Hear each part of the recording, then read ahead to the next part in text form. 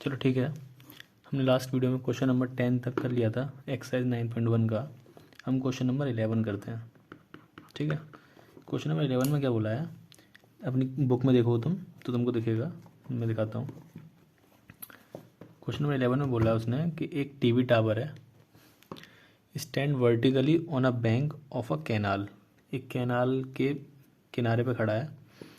From a point on the other bank directly opposite the tower, मतलब ये diagram तुम देख रहे हो, जैसे ये ऐसे नदी होती है या फिर कैनाल जारी होगी ऐसे करके, यहाँ से कैनाल जारी होगी।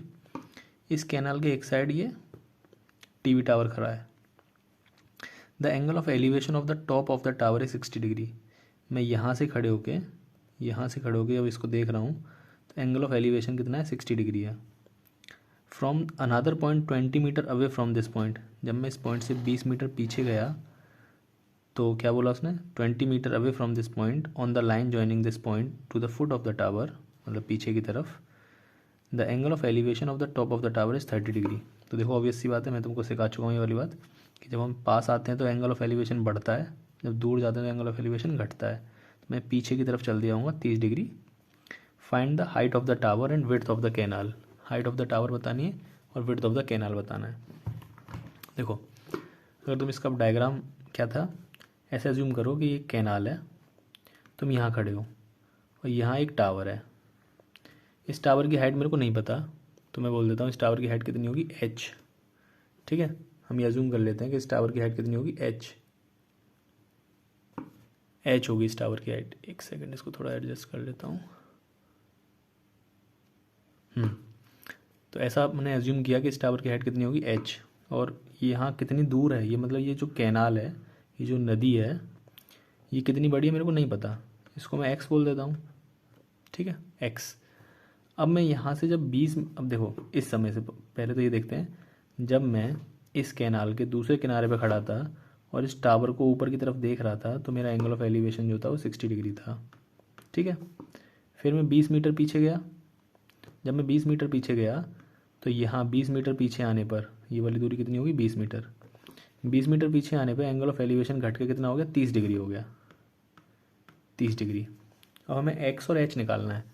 तो देखो सबसे पहले वही फंडा अपनाना है, सिंपल सा। यहाँ पे दो ट्रायंगल दिख रहे हैं तुमको। सबसे पहले तो एक छोटा ट्रायंगल दिख रहा है, मैं यहाँ बनाता हूँ छोटा ट्रायंगल, जिसमें ये एच है, ये एक्स है और ये 60 डिग्री है।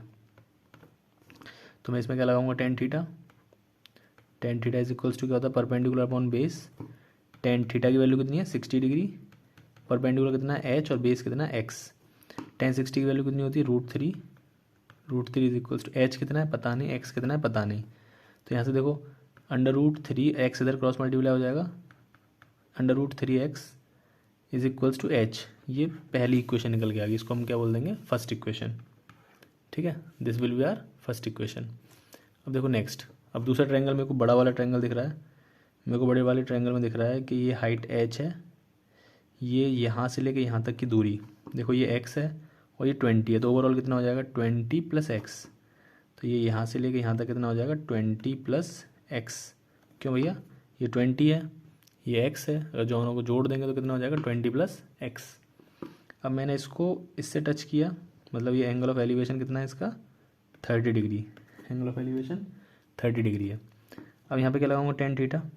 तो tan theta is equals to perpendicular upon base, जो कि होता है टेन थीटा की वैल्यू कितनी है भैया, 30 डिग्री। ठीक है, परपेंडिकुलर कितना है, h, और बेस कितना है, 20 + x।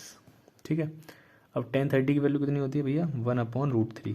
1/√3 is equals to h upon 20 + x।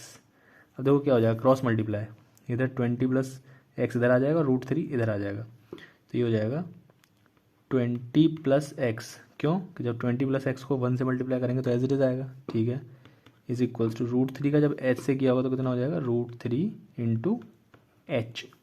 अब देखो हमने फर्स्ट इक्वेशन में h की वैल्यू फाइंड कर ली है, जो कितनी है, √3x है। तो हम यहाँ लिख देंगे, put the value of h, put value of h from equation first.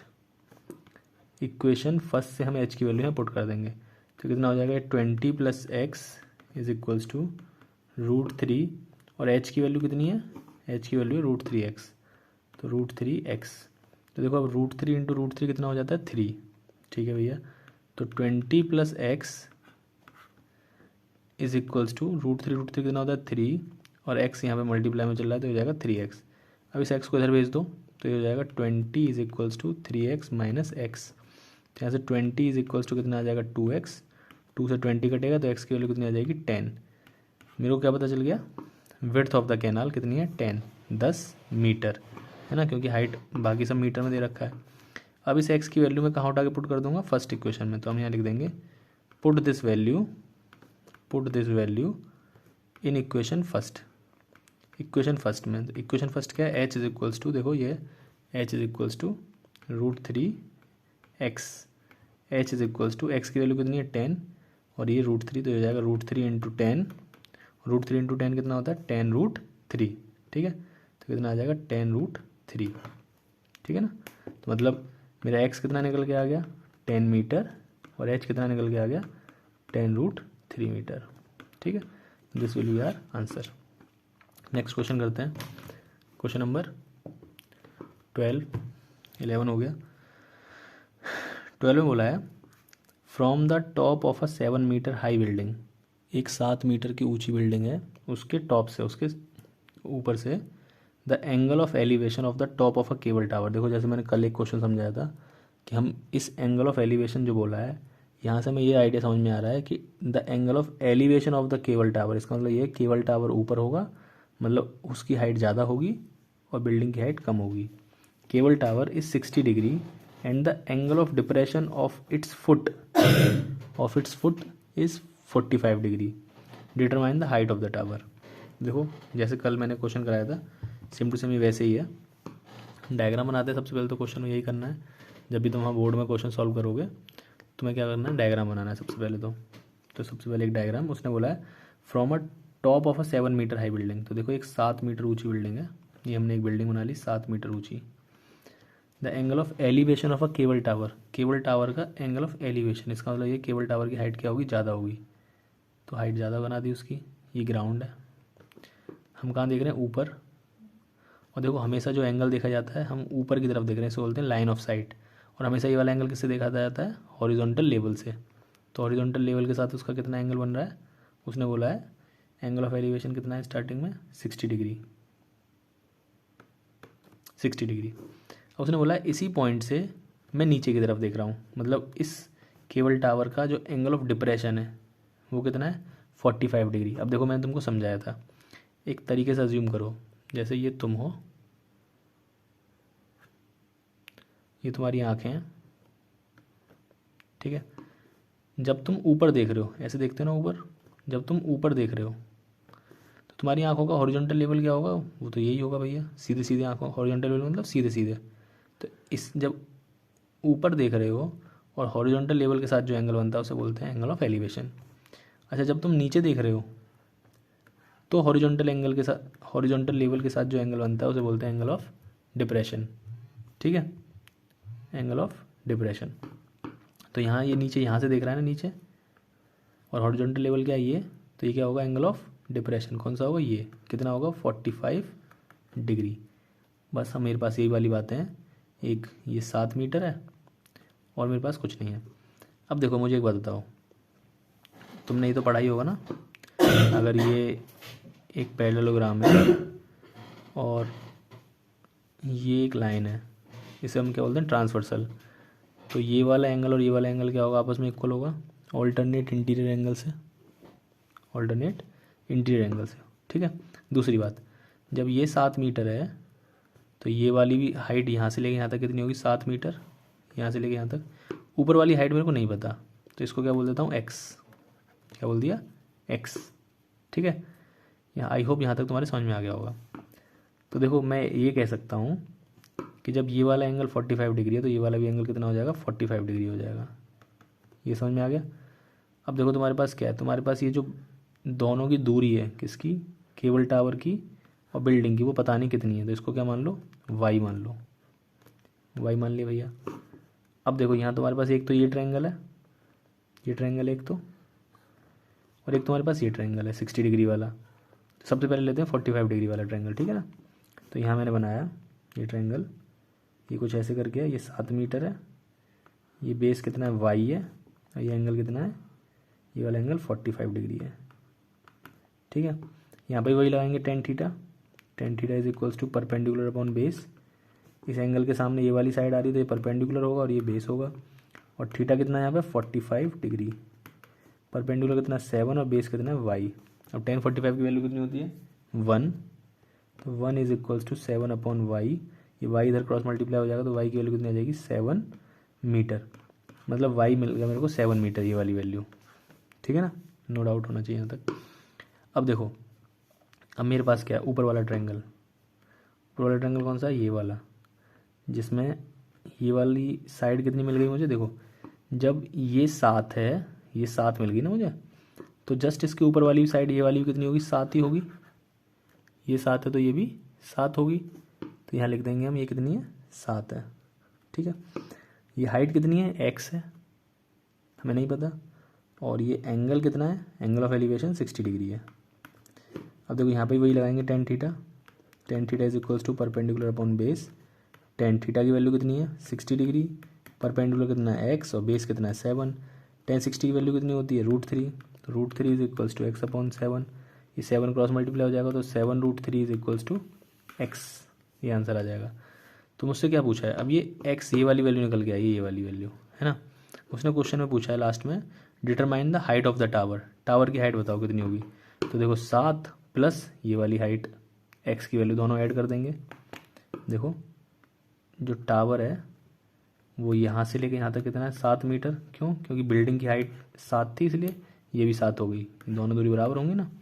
ऊपर की वैल्यू कितनी आ गई 7√3, तो ये ओवरऑल हाइट क्या आ जाएगी 7 प्लस 7√3, तो हाइट ऑफ टावर कितना हो जाएगा 7 प्लस 7√3, दोनों में 7 कॉमन आ जाएगा तो हाइट ऑफ द टावर कितना आ जाएगा, यहाँ 7 कॉमन लिया तो यहाँ कितना बचेगा 1, ये प्लस है तो यहाँ प्लस रहेगा, ये 7√3 का मतलब क्या होता है 7 इंटू √3, तब इसमें से एक 7 कॉमन उठा लिया तो क्या बच गया होगा यहाँ पर √3 बच गया होगा भैया, तो ये 7 बाहर आ गया, आंसर ये हो जाएगा। ठीक है, अब देखो आगे चलते हैं, क्वेश्चन नंबर 13, क्वेश्चन नंबर देखो 13 में क्या बोला है, as observed from the top of a 75 metre high light house, एक 75 मीटर ऊंचा लाइट हाउस है, जो होते हैं ना समुद्र के किनारे लाइट हाउस, शिप्स को रास्ता दिखाने के लिए उसको बोलते हैं light house. From the sea level, जो उसकी हाइट है समुद्र के तट से सी लेवल से वो कितनी है 75 मीटर है। The angle of depression of 2 ships, अब देखो ऊपर है लाइट हाउस, मतलब सब तुम सपोज करो तुम ऊपर खड़े हो लाइट हाउस के, अब तुम जब जहाज़ों को देखोगे तो नीचे ही तो होंगे पानी के जहाज़, ऐसा तो है नहीं पानी के जहाज़ हवा में उड़ेंगे, तो एंगल ऑफ एलिवेशन तो बनेगा नहीं इस केस में, डिप्रेशन ही बनेगा, इसलिए उसने बोला भी है कि the angle of depression of 2 ships are 30 degree and 45 degree, तो एंगल ऑफ डिप्रेशन कितना हुआ 30 डिग्री और 45 degree. If one ship is exactly behind the other, जो शिप्स हैं, एक जो पानी का जहाज़ है वो एग्जैक्टली पीछे है दूसरे वाले पानी के जहाज़ के, है ना, exactly behind the other on the same side of the light house, same side, ये समझाता हूँ डायग्राम बना के अभी, जिस साइड दोनों शिप जो है एक ही तरफ है लाइट हाउस के, ऐसा नहीं है अपोजिट डायरेक्शन में है। Find the distance between 2 ships, दोनों पानी के जहाज़ के बीच की दूरी बतानी है। तो देखो सबसे पहले तो एक डायग्राम बनाओ, तुम्हारे पास ये लाइट हाउस है, ये सी है समुद्र पानी, इसकी हाइट कितनी बोली उसने 75 मीटर 75 मीटर। अब उसने बोला है कि जो पानी के जहाज़ हैं वो दोनों एक ही साइड हैं, ऑन द सेम साइड, तो मतलब इस साइड है। अगर अपोजिट बोलता तो एक पानी का जहाज़ इस साइड होता और एक पानी का जहाज़ इस साइड होता, उसने बोला है both are on the same side, तो एक पानी का जहाज़ मैंने यहाँ ले लिया, एक पानी का जहाज़ मैंने यहाँ ले लिया। जब यहाँ मैं ऊपर से देख रहा हूँ, देखो जब तुम यहाँ खड़े हो तो तुम्हारा हॉरिजॉन्टल लेवल क्या होगा भैया, ये तुम्हारा हॉरिजॉन्टल लेवल होगा, है ना, हॉरिजॉन्टल लेवल तो यही होगा। अब जब डिप्रेशन है तो नीचे की तरफ देखोगे, तुम इस वाले जहाज़ को देखोगे, ठीक है भैया, तो तुम्हारा एंगल ऑफ डिप्रेशन क्या होगा, कुछ होगा, अभी बताता हूँ क्या होगा। और जब तुम इस दूसरे वाले जहाज़ को देखोगे तो तुम्हारा एंगल ऑफ डिप्रेशन क्या होगा, वो ये होगा, ये वाला, है ना। अब देखो तुम्हें इतना तो सेंस होगा, तुम्हें देख के पता चल रहा है कि जब ये जो है ये किसके इक्वल होगा, ये वाली जो साइड है वो किसके इक्वल होगी, इसके इक्वल होगी, मतलब ये वाला जो एंगल है कैसे, ये 2 पैरेलल लाइन है, ये एक ट्रांसवर्सल है, तो ये वाला एंगल इसके इक्वल होता है ऑल्टरनेट इंटीरियर एंगल से। ऐसे ही ये पैरेलल लाइन है, अब ट्रांसवर्सल ये वाली है, तो ये वाला एंगल इसके इक्वल होगा। तो मैं ये कह सकता हूँ कि जो ये एंगल है वो इसके इक्वल है। अब अपनी आँखों से देखो और आँखों से देख के मुझे बताओ ये बड़ा होगा या ये बड़ा होगा। देखो एंगल कैसे देखते हो तुम, है ना, ये जो है ज़्यादा झुका हुआ है तो इसकी वैल्यू कम होगी, और ये उठा हुआ ज़्यादा है तो इसकी वैल्यू ज़्यादा होगी। कैसे समझोगे? ऐसे समझो जैसे ये एक लाइन है ना, ऐसे एंगल बनेगा, ऐसे बनेगा, ऐसे बनेगा, ऐसे, तुमने देखा ना। तो ये वाला एंगल कितना होता है? 90 डिग्री। अब सारे एंगल 90 से छोटे ही तो होंगे, और जितना मैं पीछे जाता जाऊँगा एंगल उतने छोटे होते चले जाएंगे। तो इसका मतलब मैं इससे जितना पीछे जाता जाऊँगा एंगल उतने छोटे होते चले जाएंगे। अब उसने क्वेश्चन में हमको 2 एंगल दे रखे हैं, एक एंगल बोला है 30 डिग्री और दूसरा एंगल बोला है 45 डिग्री। अब तुम अपने दिमाग से खुद बता दो, तो ये वाला कितना होगा 30 डिग्री और ये वाला कितना होगा 45 डिग्री। आई होप तुम्हारे समझ में आ गया होगा कैसे एंगल ढूंढना है। कोई रॉकेट साइंस नहीं है, सिंपल सा फंडा है। अब ये पानी के जहाज़ हैं, पानी का जहाज़ नंबर ए और ये पानी का जहाज़ नंबर बी, इन दोनों के बीच में कुछ दूरी है। कितनी दूरी है मुझे नहीं पता, मेरे को बता के ढूंढना है। एक्स दूरी है। अब मेरे को यही निकालना है। सवाल में उसने पूछा है कि find the distance between the ships, पानी के जहाज़ के बीच की दूरी निकाल दो भैया। अरे ठीक है, हम क्या करते हैं कि हम ये मान के चलते हैं कि ये पानी का जहाज़, ये वाला जो ए है, उसकी जो लाइट हाउस से, लाइट हाउस को एल बोल देते हैं, उसकी जो लाइट हाउस से दूरी है वो भैया पता नहीं कितनी है, वाई है। कितनी है? वाई है, वाई। अब देखो इसमें फिर मुझे 2 ट्रायंगल दिखाई दे रहे हैं। कहाँ 2 ट्रायंगल है? एक ट्रायंगल तो देखो ये है, ये वाला जिसमें 45 डिग्री का एंगल बन रहा है, और एक ट्रायंगल ये है जिसमें 30 डिग्री का एंगल बन रहा है। तो देखो सॉल्व करते हैं, पहले 45 डिग्री वाला सॉल्व करते हैं। ये एक ट्रायंगल है जिसमें एंगल दे रखा है ये 45 डिग्री, ये वाली साइड कितनी दे रखी है 75, और ये हमने कितनी मान ली वाई, यहाँ से लेके यहाँ तक। इसमें क्या लगाएंगे हम? वही टेन थीटा।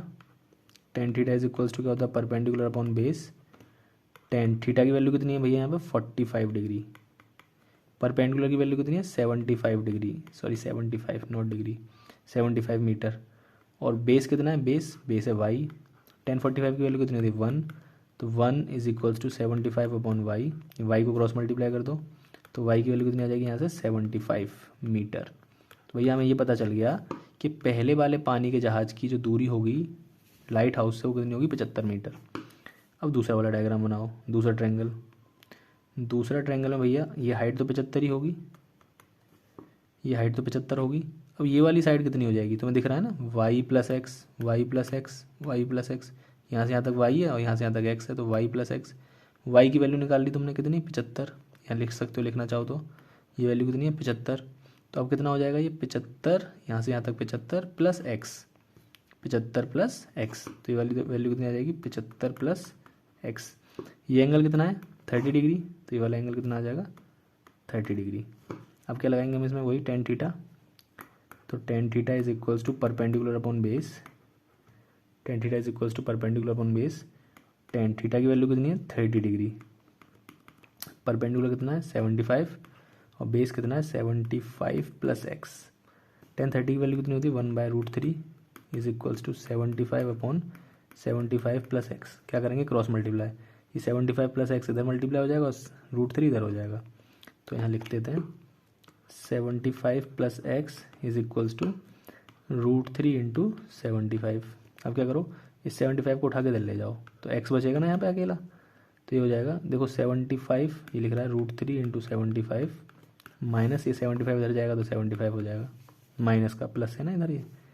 अब इसके पास भी 75 है, इसके पास भी 75 है, तो 75 कॉमन आ जाएगा। यहाँ पे √3 है, ठीक है भैया। क्या बचा?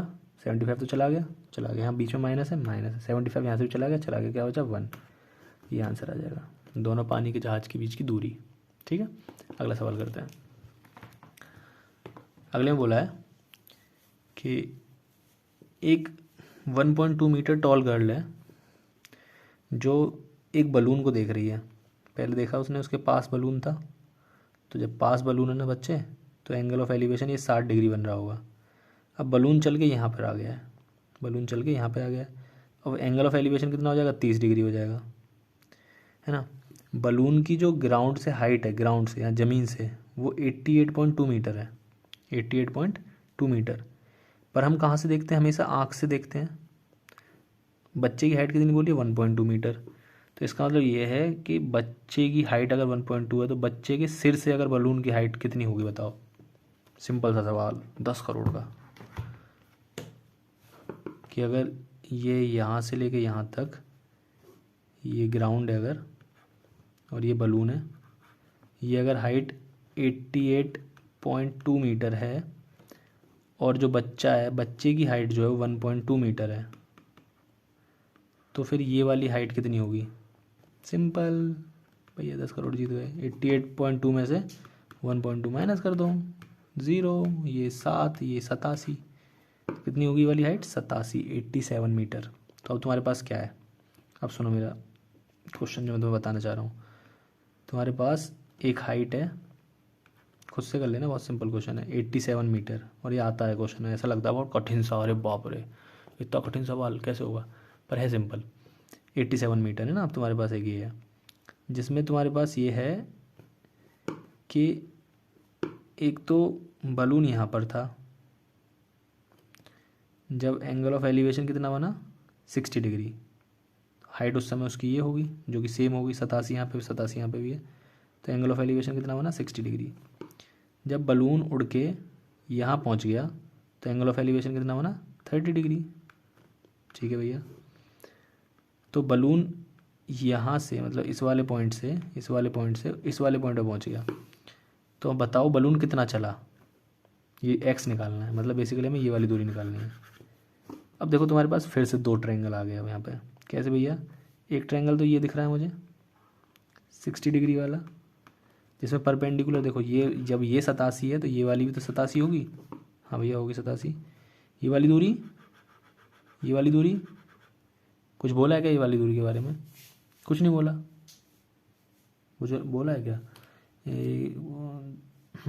The eye of the girl at 60 degree after some time the angle, कुछ नहीं बोला, तो हम इसको क्या बोल देते हैं एक्स।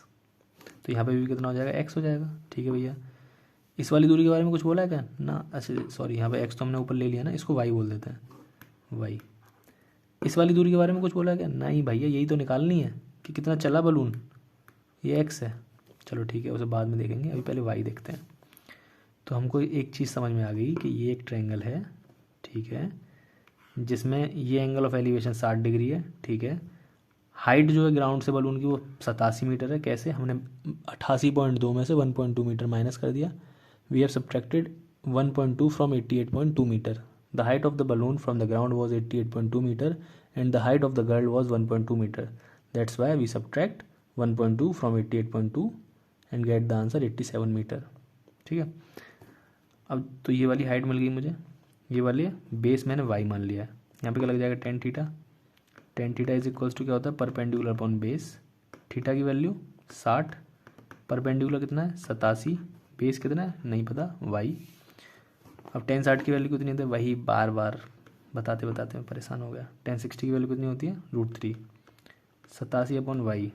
अब देखो वाई बच्चा ऊपर जाएगा, √3 नीचे आएगा, तो वाई की वैल्यू कितनी आ जाएगी 87 अपॉन √3। तो यहाँ से वाई की वैल्यू कितनी आ गई 87 अपॉन √3। अब मेरे पास दूसरा ट्रायंगल है ना, दूसरा ट्रायंगल क्या है, दूसरा ट्रायंगल है भैया जिसमें हाइट तो वही होगी 87, ठीक है, एंगल ऑफ एलिवेशन घट जाएगा, कितना हो जाएगा 30 डिग्री। ठीक है, अब देखो ये जो दूरी होगी मतलब ये वाली दूरी वो कितनी होगी, इसका और इसका सम, इसका और इसका सम, ये तो होगा। इसकी वैल्यू कितनी है वाई, वाई की वैल्यू में हमने निकाल दी 87 अपॉन √3, और ये जो दूसरी वाली वैल्यू है वो हमको नहीं पता, वो एक्स है। तो मतलब ये जो दूरी होगी वो कितनी होगी, वो होगी 87 upon √3 plus x, 87 upon √3 plus x. I hope so समझ में आ गया होगा। अब क्या लगा दो टेन थीटा, वही perpendicular upon base, tan theta की वैल्यू कितनी है 30 डिग्री, परपेंडिकुलर की वैल्यू कितनी है 87 और बेस की वैल्यू कितनी है 87 अपॉन √3 प्लस एक्स। अब देखो इसको सॉल्व करना सीखो। तो तुम्हारे पास क्या है टेन 30 डिग्री, ऊपर 87 और नीचे 87 अपॉन √3 प्लस एक्स। सबसे पहले तो टेन 30 की वैल्यू पुट कर दो, क्या होती है वो होती है 1/√3, is equals to 87/87/√3 plus x. अब देखो यहाँ ये नीचे डिनोमिनेटर में एक नंबर है, वो किधर मल्टीप्लाई हो जाएगा, इधर 1 से, और ये √3 इधर मल्टीप्लाई हो जाएगा 87 से। तो ये हो जाएगा, ये एज इट इज रहेगा 87/√3 plus x is equals to, ये √3 से मल्टीप्लाई हो जाएगा 87, तो 87√3 हो जाएगा ये। अब क्या करेंगे, अब 87/√3 को लेफ्ट साइड इधर ले जाओ, राइट साइड में, तो x is equals to 87√3 minus का हो जाएगा ना, प्लस है यहाँ पर, तो ये हो जाएगा 87√3 माइनस 87/√3। अब देखो इसके नीचे कुछ नहीं तो क्या मानेंगे 1, एलसीएम कितना आएगा, √3 आएगा भैया, ठीक है। तो हो जाएगा 87√3, एलसीएम आएगा √3, इसके नीचे क्या था 1, तो मतलब यहाँ किसका मल्टीप्लाई होगा, √3 का, है ना। ये माइनस यहाँ पर ये √3 है, तो मतलब यहाँ पर इससे किसका मल्टीप्लाई होगा 1 का, तो 87 एज इट इज रहेगा। तो x is equals to 87 into √3 into √3 कितना होता है 3, तो 87 गुणा 3 माइनस 87/√3। अब देखो आप क्या करेंगे, इसके पास और इसके पास 87 है, तो 87 कॉमन उठा लो, क्या बचा 3 माइनस, इसके पास क्या बचा 1/√3, 3 माइनस 1 कितना होता है 2, तो ये हो जाएगा 87 इंटू 2/√3। √3 एक इरेशनल नंबर है जो डिनोमिनेटर में नहीं रखा जाता, तो उसके लिए क्या कर देंगे, उसको रेशनलाइज, ऊपर नीचे रेशनलाइज हो जाएगा। तो कितना हो जाएगा 87 इंटू 2 इंटू √3, और नीचे √3 कितना होता है 3 से 87 कट जाएगा क्या, देखो 8 7 15, हाँ कट जाएगा, कटा कितनी बार में कटा, 3 दूनी 6, कितना बचा 2 7, 3 निम 27, तो कितना हो गया 29 इंटू 2 इंटू √3, 29 इंटू 2 कितना होता है 58, और इंटू √3 मीटर। ये किसकी वैल्यू आ गई, एक्स की वैल्यू आ गई, एक्स ही निकालना था हमको, ठीक है। लास्ट क्वेश्चन करते हैं। लास्ट क्वेश्चन में क्या बोला है, ये क्वेश्चन थोड़ा इंपॉर्टेंट है ना। A straight highway leads to the foot of the tower, एक सीधा रास्ता जाता है, टावर है उसके एंड में, ऐसा मान के चलो एक टावर खड़ा है उसके एंड में, वहाँ तक जाता है। A man standing at the top of the tower, अब उस टावर के ऊपर एक आदमी खड़ा है, वो एक कार को आते हुए देख रहा है अपनी तरफ, और उस कार का एंगल ऑफ डिप्रेशन जो था 30 डिग्री था, जो कि उसकी तरफ आ रही थी, टावर की तरफ, एक यूनिफॉर्म स्पीड से, 6 सेकंड बाद जो एंगल ऑफ डिप्रेशन है कार का वो 60 डिग्री हो गया। पास आ रही है ना, पास आएगी तो पहले वो ऐसे होगा, ऐसे, फिर वो खड़ा होने लग जाएगा, समझाता हूँ, इसमें दिखेगा नहीं इसको। Find the time taken by the car to reach the foot of the tower, बताओ उस कार को कितना समय लगेगा टावर के फुट तक पहुँचने में। देखो सबसे पहले तो मैं डायग्राम बनाता हूँ, ये एक टावर है और ये रोड है, जो कि इस टावर के पास जाके ख़त्म हो जाता है। ये मान के चलो तुम हो, है ना, तुम एक कार को देख रहे हो, जो जब तुमने देखा तो ये देखो तुम्हारा हॉरिजॉन्टल लेवल, सबसे पहले हॉरिजॉन्टल लेवल बनाया, बहुत बार बच्चा गलती कर देता है यहाँ पर। सबसे पहले हॉरिजॉन्टल लेवल बनाया करो, हॉरिजॉन्टल लेवल के साथ हमेशा एंगल देखा जाता है, तो एंगल ऑफ डिप्रेशन कितना होगा 30 डिग्री, मतलब ये वाला एंगल कितना होगा 30 डिग्री, सिंपल। 6 सेकंड बाद कार को चली होगी आगे, हाँ भैया चलिए आगे, ये उसका ए पॉइंट है, ये बी पॉइंट है। चल के जब कार आगे आई तो उसका जो अब एंगल ऑफ डिप्रेशन है, मतलब हॉरिजॉन्टल लेवल के साथ ये वाला जो एंगल होगा वो कितना होगा 60 डिग्री, तो मतलब ये 60, तो ये वाला भी एंगल कितना होगा 60 डिग्री, उसका एंगल ऑफ डिप्रेशन हो गया 60 डिग्री। वो ना भैया यूनिफॉर्म स्पीड से चल रही थी। यूनिफॉर्म स्पीड का मतलब समझते हो, इक्वल इंटरवल में इक्वल डिस्टेंस कवर करे जब कोई बॉडी, तो उसको बोलते हैं body is in uniform speed, मतलब लगातार एक समान स्पीड से चल रही थी। और कितनी देर तक चली है, 6 सेकंड तक चली है ना। अगर मैं ये मान के चलूँ कि उसकी जो स्पीड है वो x मीटर पर सेकंड है, कितनी स्पीड है, let the speed of car be x metre per second, मैं ये मान के चल लूँ कि जो गाड़ी चल रही है वो x मीटर पर सेकंड से चल रही थी। कितनी देर तक चली है, ए से बी तक आने के लिए वो 6 सेकंड चली है, कितनी 6 सेकंड, तो उसने कितना डिस्टेंस कवर किया होगा, तो भैया डिस्टेंस इज इक्वल्स टू होता है स्पीड इनटू टाइम, बचपन से पढ़ रहे हैं, वो बात अलग है, 9th में आगे बुद्धि आएगी, ऐसा कुछ होता भी है। तो distance is equals to speed into time होता है भैया, पता है। कितना डिस्टेंस उसने कवर करा पता नहीं, स्पीड कितनी है हमने एक्स मानी, कितने समय के लिए चली 6 सेकंड के लिए, मतलब भैया उस गाड़ी ने 6x दूरी कवर करी है, यहाँ से लेके यहाँ तक 6x आगे समझ ना, यहाँ से लेके यहाँ तक 6x कवर डिस्टेंस कवर करी है। अब और क्या पता है हमको, और हमको कुछ भी नहीं पता, हमको इतना पता है कि ये बताना है कि ये बताओ कि वो जो कार है उसको कितना समय लगेगा टावर के फुट तक पहुंचने में। Find the time taken by the car to reach the foot of the tower, tower के फुट तक पहुंचने में। अब देखो टावर की हाइट कितनी मान लेते हैं h, हमने ये वाली दूरी तो निकाल ली 6x, ये वाली दूरी तो निकाल ली 6x, हमें पर ये वाली दूरी नहीं पता, ये वाली दूरी नहीं पता। हम ऐसा मान के चलते हैं कि जो गाड़ी चली है वो कुछ t सेकंड के लिए चली होगी, कितनी सेकंड के लिए, t फॉर टाइम, कुछ t सेकंड के लिए चली होगी, हो सकता है वो 1 हो 2 हो 10 हो 30 हो, कितनी सेकंड है मुझे नहीं पता, कुछ t सेकंड के लिए चली है, ठीक है भैया चलिए t सेकंड के लिए। इसका मतलब मैं अगर ये बोल लूँ कि फ्रॉम इसको मैं इस पॉइंट को t बोल देता हूँ क्योंकि टावर है ये, from b to t car moves for t second, कुछ t सेकंड तक के लिए चली होगी। अरे जैसे तुम चल रहे हो ना, तुम b से t जा रहे हो यार, सिंपल सी बात है, तुम्हें नहीं पता तुम कितनी देर तक चले, पर तुम कहोगे मैं चला कुछ घंटे चला, कितने घंटे मुझे नहीं पता, हमने t बोल दिया उस घंटे को, या फिर कुछ सेकंड चला, कितने सेकंड मुझे नहीं पता, मैंने t बोल दिया, t सेकंड चला। तो तुमने डिस्टेंस कितना कवर किया होगा, डिस्टेंस होता है भैया स्पीड इनटू टाइम। स्पीड कितनी है तुम्हारी, स्पीड तो हमने x मानी है ना, तो x, अब कितने देर तक चले हो तुम वही तो नहीं पता, वो कितना है t, तो ये t हो जाएगा।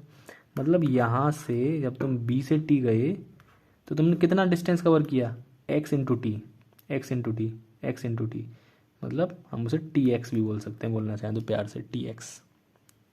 यहाँ तक कोई डाउट है, यही मेन कंसेप्ट है अब तो क्वेश्चन ये हल हुआ है, मेन इसमें यही है कि ये तुम समझना सीख जाओ कि 6x कैसे आया और tx कैसे आया। 6x हमने स्पीड मानी जो कार की, वो x मानी कि जो कार है वो x मीटर पर सेकंड से चल रही है, और शुरुआत में जब वो क्वेश्चन में ऐसा दे रखा है कि जब वो a से b पॉइंट पर गई है कार, तो कार को लगी है 6 सेकंड। तो इसका मतलब ये है कि कार ने कितना डिस्टेंस कवर किया, वो कवर किया होगा distance is equals to speed into time से निकाल देंगे, स्पीड x और टाइम 6 सेकंड है तो 6x कवर किया होगा a से b तक। अब b से t तक कितना कवर किया टाइम नहीं पता, वही तो क्वेश्चन में मेन पूछा है कि find the time taken by the car to reach the foot of the tower, वही पूछा है, कितना कवर किया मुझे नहीं पता, मैंने t मान लिया। स्पीड पर उसकी वही है क्योंकि उसने स्टार्टिंग में क्वेश्चन में बोला ना यूनिफॉर्म स्पीड, मतलब समान स्पीड से चल रही है गाड़ी, तो स्पीड कितनी हो जाएगी उसकी x। तो इसका मतलब अब जो उसने b से t तक का दूरी कवर करी होगी वो कितनी हो जाएगी, distance is equals to speed into time. Distance कितना है पता नहीं, स्पीड कितनी है x और टाइम कितना है t सेकंड, तो डिस्टेंस कितना हो जाएगा tx। तो इस डायग्राम को फिर से बनाता हूँ क्योंकि हमारे पास जगह बहुत ज़्यादा होती है। तो दो एंगल हैं, ये 30 डिग्री, ये 60 डिग्री, ये हाइट h, ये 6x और ये tx। अब यहाँ बनाओ दोनों ट्रायंगल है, सबसे पहले छोटा वाला ट्रायंगल बनाया करो, सबसे पहले छोटा वाला ट्रायंगल, क्वेश्चन सॉल्व करोगे तो सबसे पहले छोटा वाला ट्रायंगल है ना, जो कितना है 60 डिग्री, हाइट कितनी है h और ये कितना है tx। तो यहाँ वही लगाओगे tan थीटा, पीछे बढ़ गया tan theta, perpendicular upon base, theta की वैल्यू कितनी है 60 डिग्री, परपेंडिकुलर कितना है h और बेस कितना है tx।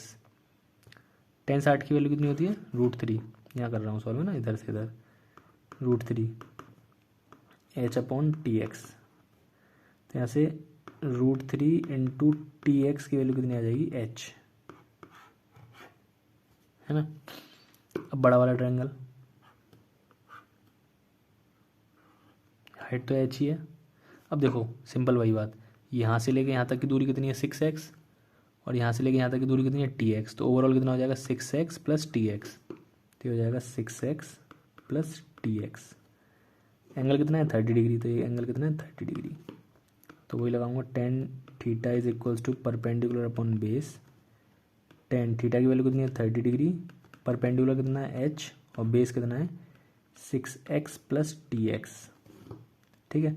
tan 30 की वैल्यू कितनी होती है 1/√3 is equals to h/6x plus TX, ठीक है। अब क्या करेंगे, सिंपल है, ये 6x प्लस TX इधर 1 से मल्टीप्लाई हो जाएगा और √3 h से मल्टीप्लाई हो जाएगा, तो हो जाएगा 6x plus TX is equals to √3h। यहाँ तक तो भैया कोई डाउट नहीं है। अब देखो हम क्या पुट कर देंगे, h की वैल्यू है ना, h की वैल्यू कितनी है भैया, h की वैल्यू √3 इंटू TX, h की वैल्यू तो ये हो जाएगा 6x प्लस TX, h की वैल्यू है ये √3 और ये h की वैल्यू कितनी है √3 इंटू TX, ठीक है। हाइट के बारे में कुछ और दे रखा है क्या, नहीं है। अब देखो ये कितना हो जाएगा 6x प्लस TX, √3 का √3 से मल्टीप्लाई हो जाएगा तो कितना हो जाएगा 3 इंटू TX। अब इस TX को उठा के इधर ले आओ, ले आए भैया, 6x is equals to 3TX minus के TX। अब खुद सोचो, देखो 3TX माइनस के TX। अच्छा पहले सबसे पहले तुम ये देखो, तो इसके पास भी x है, इसके पास भी x है, तो x कॉमन आ जाएगा, आ गया भैया। इसके पास क्या बचेगा 3t बच गया, इसके पास बचेगा माइनस, इसके पास क्या बचेगा t, ठीक है भैया। x वैसे तो t भी कॉमन आ सकता था, तुम सोच सकते थे, x कट गया, ठीक है भैया। 6 is equals to 3t minus t कितना होता है 2t, 2 से 6 कट गया, कितना बचा 3, ये t, यही तो पूछ रहा है वो। Find the time taken by the car यहाँ से चल के यहाँ तक कितना समय लेगी, तो वो 3 सेकंड लेगी। Time taken by the car is 3 second. और टोटल टाइम कितना लेगी, पहले वो 6 सेकंड चली थी यहाँ से लेके यहाँ तक, अब 3 चल गई, तो टोटल टाइम लेगी कार 9 सेकंड। यही हमारा चैप्टर ये हो गया समाप्त। थैंक यू, अगली वीडियो में मिलेंगे।